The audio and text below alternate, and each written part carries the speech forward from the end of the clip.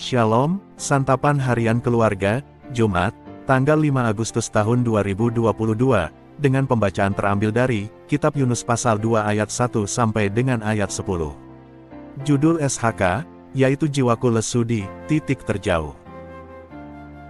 Nabi Yunus berkata dalam doanya, ketika jiwaku letih lesu di dalam aku, teringatlah aku kepada Tuhan. Perkataan Nabi Yunus ini, serupa dengan sepenggal lirik lagu Kidung Jemaat nomor 237, yakni, jiwa yang letih lesu mendengar panggilanmu. Kedua kalimat ini menggambarkan suatu situasi hidup yang paling melemahkan, dan membawa pada ketidakberdayaan bagi seseorang. Hal ini tidak hanya menunjuk pada tubuh orang tersebut secara fisik. Kata, jiwa, dipakai oleh Yunus, untuk menunjuk pada seluruh eksistensi kehidupannya sebagai manusia yang tidak mampu diatasi sendiri, atau juga dengan pertolongan manusia yang lain. Ia mengakui kebersalahannya dengan mengingkari panggilan Tuhan.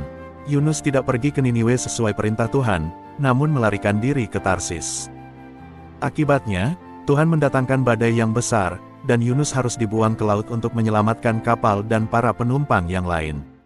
Yunus mengingat Tuhan, ketika sudah berada dalam perut ikan. Ia berdoa dengan iman yang sungguh, dan meyakini bahwa Tuhan Allah tidak jauh sekalipun Yunus berada di titik terjauh. Tuhan Allah pun pasti bisa mendengar, sekalipun ia berada di dalam dunia orang mati, sebagai tempat yang jauh, sunyi dan tak bisa diketahui oleh siapapun.